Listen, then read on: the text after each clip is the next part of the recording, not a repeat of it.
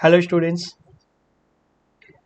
पिछले वीडियो में हम लोग इमेज की बात कर रहे थे, कॉनकेव मिरर में कैसी इमेज बनेगी।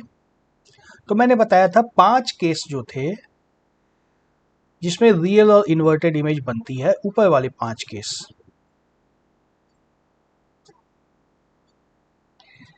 ये 5, इसको याद रखने का बहुत ही आसान तरीका है। नीचे वाले एक को थोड़ी देर के लिए छोड़ देते हैं, 5 को पहले याद कर लेते हैं, फिर छठे पे आ जाएंगे।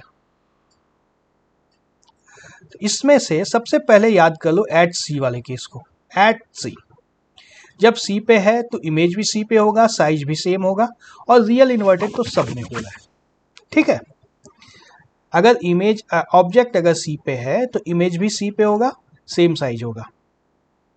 कैसे रे डायग्राम था हम लोग देख चुके थे पिछले वीडियो में। अब यहां से देखो, हम लोग दो तरफ जा सकते हैं, दो तरफ जा सकते हैं।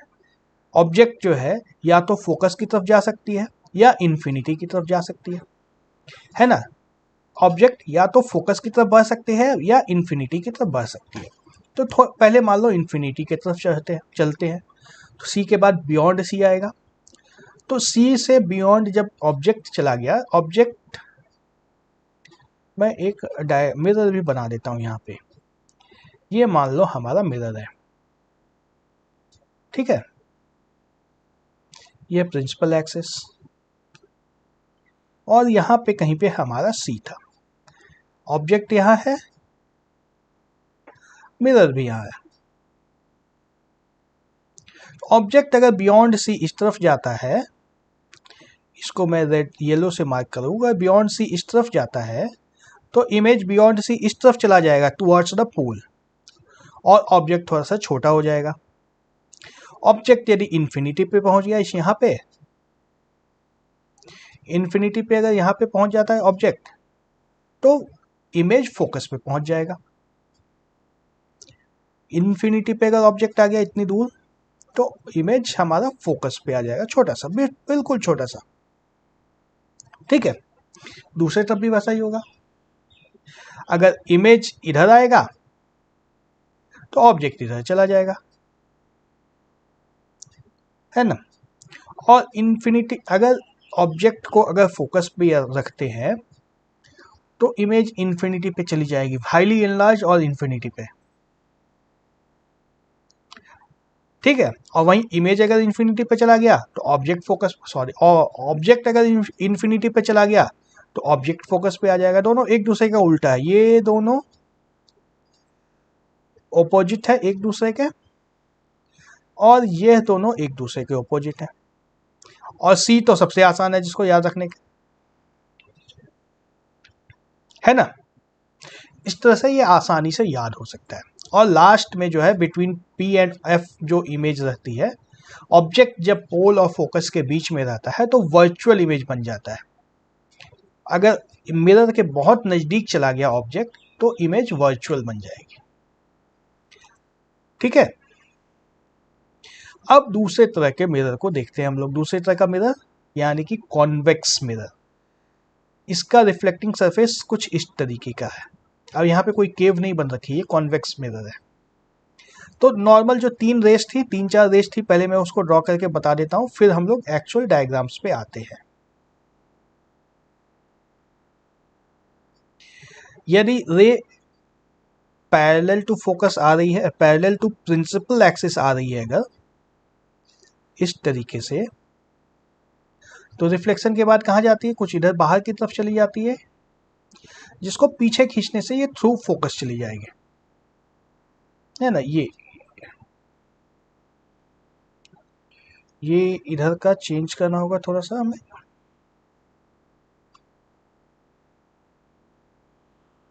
यूं जाएगी,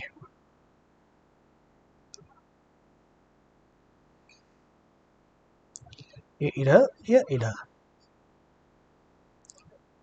ठीक है, एक्चुअली जो रे जो है ये इधर नहीं जा रही है, ये मैंने सिर्फ समझने के लिए दिखाया था। तो मिरर के पीछे मैं पतली सी लाइन ड्रॉ कर देता हूँ ताकि दिख भी जाए कुछ इस तरीके का हो रहा है, यूं।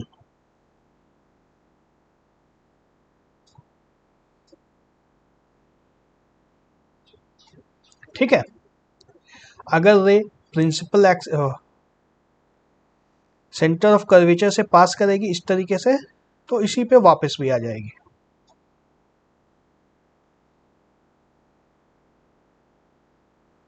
ये अगर इधर से जा रही है तो इसी इसी पाथ पे वापस भी चली जाएगी, और मिरर के पीछे ये सेंटर ऑफ कर्वेचर से निकल जाएगी इस तरह से। ऑब्जेक्ट अगर रे अगर थ्रू द फोकस पास कर रही है इस तरीके से, तो क्या होता है, रिफ्लेक्शन के बाद पैरेलल टू प्रिंसिपल एक्सिस हो जाएगी, है ना, यहां से यूं निकल जाएगी, इधर आ जाएगी, और अगर इसको पीछे की तरफ खींचेंगे तो ये फोकस से पास कर देगी इस तरीके से। और लास्ट में यदि रे हमारे पोल पे जाती है तो ये यूं निकल जाएगी। ये 4 रेस होती है जिसको यूज करके हमें रे डायग्राम बनाना है। तो इसमें इतने सारे केस नहीं बनते, इसमें 2 ही केस है। पहला केस में होता है object is at infinity. Object यदि इन्फिनिटी पे हो तो क्या होगा, इस केस के डायग्राम के लिए हमें ऑब्जेक्ट को थोड़ा लंबा बनाना होता है, नीचे की तरफ खींचना भी होगा यूं। इस तरह का अगर ऑब्जेक्ट हो तो सारी रेस पैरेलल आएंगी प्रिंसिपल एक्सिस के, और रिफ्लेक्शन के बाद क्या होगा, रिफ्लेक्शन के बाद सारी रेस निकल जाएंगी कुछ इस तरीके से, जिसको पीछे खींचने से वो फोकस पे मिलेंगे।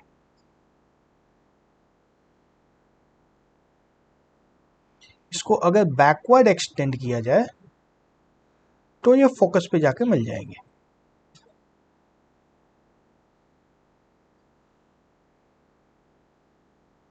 है ना।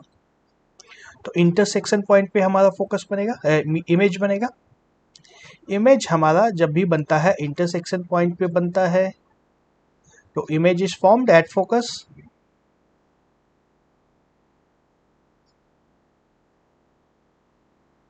Image is formed at focus. पीछे है तो वर्चुअल हो गया, हाईली डिमेंस्ड हो गया।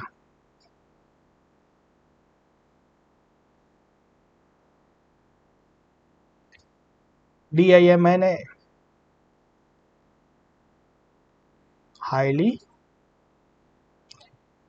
डिमिनिश्ड, ठीक है। और अगर ऑब्जेक्ट इन्फिनिटी से थोड़ा नजदीक आ जाती है, थोड़ा सा नजदीक आ गई है, अगर ऑब्जेक्ट इन्फिनिटी पे नहीं है अब, तो ये ऑब्जेक्ट तो इन्फिनिटी पे था, तो पास में हम लोग ऑब्जेक्ट बना देते हैं यूं। यहां पे यदि ऑब्जेक्ट है तो क्या होता है इस हालत में, रे डायग्राम बना के देखें, फिर से वही होगा। एक रे को पैरेलल ले लो प्रिंसिपल एक्सिस के, वो रे कुछ इस तरीके से चली जाएगी, यहां से आएगी प्रिंसिपल एक्सिस से पैरेलल यहां पे आएगी, और ऐसा निकलेगी कि लगेगा फोकस से आ रही है ना। इसको बैक में अगर एक्सटेंड किया जाए तो ये फोकस पे पहुंच जाएगी यूं। और दूसरी कौन सी रे ले सकते हैं, मान लो सेंटर ऑफ कर्वेचर से पास करने वाली रे को लिया जाए, ये यूं रे लेते हैं, ये इधर से गई और इधर से ही वापस आ गई, तो इंटरसेक्शन पॉइंट पे हमारा इमेज बन जाएगा यहां पर।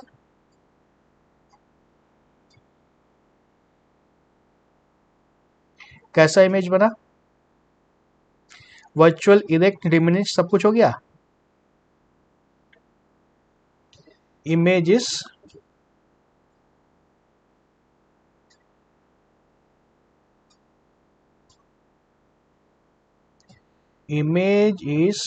वर्चुअल, वर्चुअल मतलब behind the mirror, erect, diminished. बस यही 2 केस होते हैं कॉनकेव मिरर में। ऑब्जेक्ट अब जितना भी नजदीक आता चला जाए, ऑब्जेक्ट चाहे जितना भी नज़दीक आता चला जाए, इमेज यहाँ से बढ़ के मिरर तक ही आएगी। इमेज के पास भागने के लिए बहुत ज़्यादा ऑप्शन नहीं रहते हैं। ये वाला केस थोड़ा सिंपल होता है। तो इसका चार्ट देख लेते हैं। ये कॉन्केव मिरर में दो ही केस होते हैं। पहला ऑब्जेक्ट इज एट इंफिनिटी, दूसरा object is between infinity and pole of the mirror. हमारा मिरर किस तरीके का था?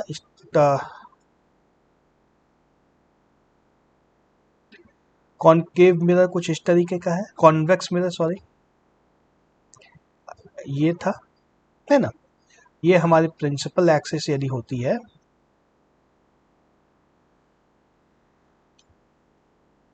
पहला केस में हमने रखा था ऑब्जेक्ट को इन्फिनिटी पे, इमेज बन गया था फोकस पे। इन्वर्ट नहीं होता था इसमें, तो रियल बनता है, इरेक्ट बनता है ना।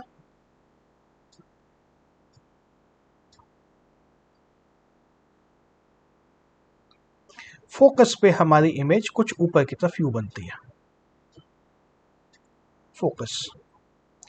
और ऑब्जेक्ट जैसे जैसे नजदीक आते चला जाएगा, ये ऑब्जेक्ट जैसे जैसे नजदीक आते चला जाएगा, ये इमेज हमारा मिरर की तरफ बढ़ता चला जाएगा। हर हाल में इमेज को इरेक्ट ही रहना है, इमेज हमेशा ऊपर की तरफ ही रहेगा, है ना। ऑब्जेक्ट चाहे जहां भी ले जाओ, इमेज हमेशा मिरर के पीछे बनेगी, इरेक्ट बनेगी, वर्चुअल एंड इरेक्ट। हर हाल में ये दोनों होगा वैलिड। डिमिनिश्ड भी होगा हर हाल में। अगर इन्फिनिटी पे है तो हाईली डिमिनिश हो जाएगा, अगर इन्फिनिटी पे नहीं है तो सिर्फ डिमिनिश होगा। लोकेशन इन्फिनिटी से पोल पे आएगा, इन्फिनिटी से नजदीक हो तो ये पोल से नजदीक बनेगी इमेज। कॉन्केव मिरर में बस इतना ही है, ठीक है। तो ये हमारा चार्ट था कॉन्केव मिरर का। समझ में आ गया है? नहीं आया? याद रखने में दिक्कत होगी। देखो हमारे पास दो चार्ट्स हैं, एक चार्ट ये है और एक हमारा ये कॉन्केव मिरर का चार्ट था। इस दोनों को दिमाग में सेट करना है, इससे क्वेश्चन आने के चांसेस बहुत ज़्यादा है। क्वेश्चन आने के चांसेस इससे बहुत ही ज़्यादा है। ये चार्ट एनसीईआरटी की टेक्स्ट बुक में दिया है, अगर कोई दूसरी टेक्स्ट बुक फॉलो कर रहे हो तो उसमें भी ये चार्ट मिल जाएगा। इसको याद रखना है। सबसे पहले देखो, कॉन्केव मिरर जब भी आए हो,